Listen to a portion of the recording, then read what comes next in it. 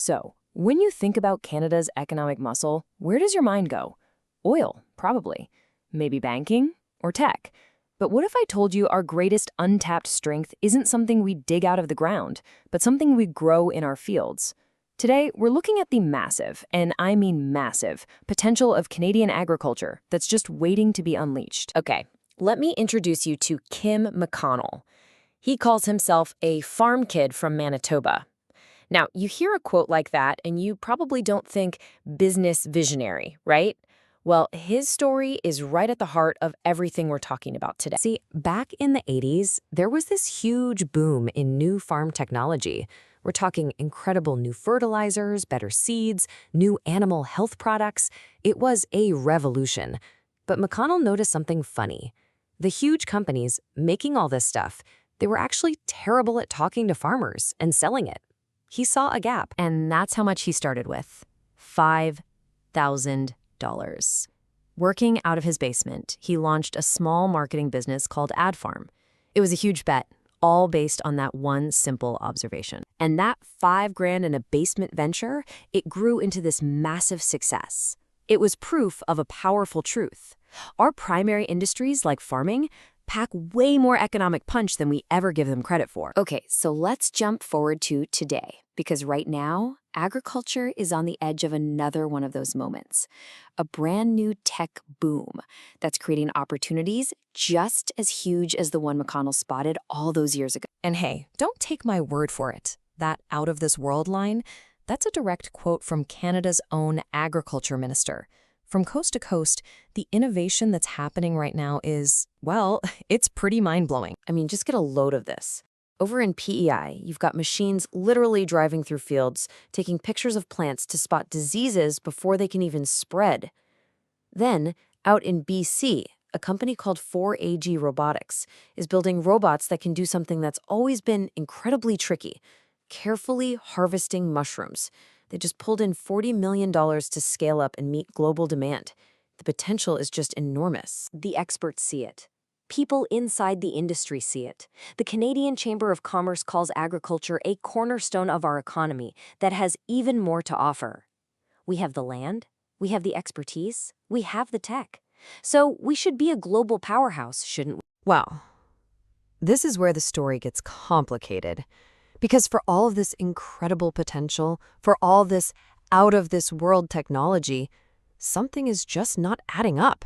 Let's just get real and look at the hard numbers. Because while the potential is skyrocketing, the actual engine of the industry, its productivity, is stalling out. We're looking at a powerhouse on paper, but a real productivity puzzle in reality. This chart really tells the story. And honestly, it's not a pretty one. Back in the 90s and 2000s, our agricultural productivity was growing at a healthy 2% a year. But today, it is completely cratered to less than 1%. That is a massive, massive slowdown. And you know, this isn't just some number on a spreadsheet that economists worry about. This has real-world, serious consequences.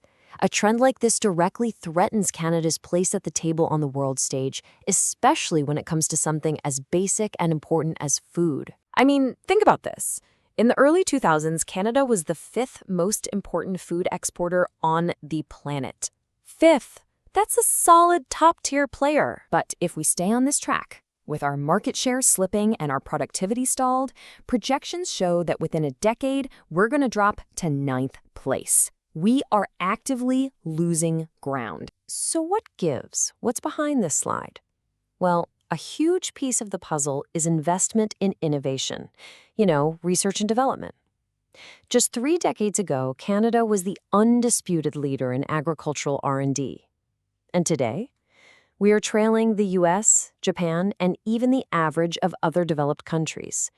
We've gone from being the leader of the pack to a laggard. So you gotta ask, what is going on here? Why do we have this amazing tech, but our productivity is in the tank? Why the massive potential, but this lagging investment? It all comes down to what we, as a country, are talking about. It comes down to our national story. This quote here from Mark Olson, an ag-tech founder himself, it just hits the nail on the head. We have this absolutely incredible asset for the future, a secure, sustainable, in-demand resource. but our national spotlight just isn't pointed there. Think about it. When you tune into the big national conversations happening in Ottawa or in the news, what are we all talking about?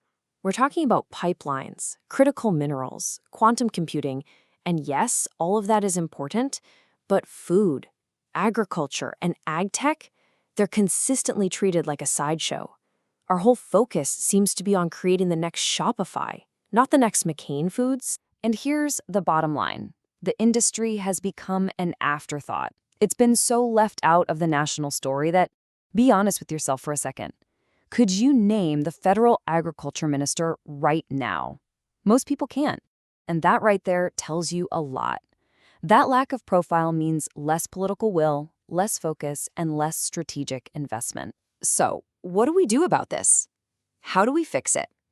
How do we actually bridge this huge gap between Canada's incredible potential and its current stalling reality? All right, so there's the usual to-do list that gets trotted out, right? Speed up approvals for new foods, help out farmers in trade disputes, expand rural high-speed internet, pour more money into tech, you know the drill. And look, all of that stuff is important. It really is. But what if that's not enough?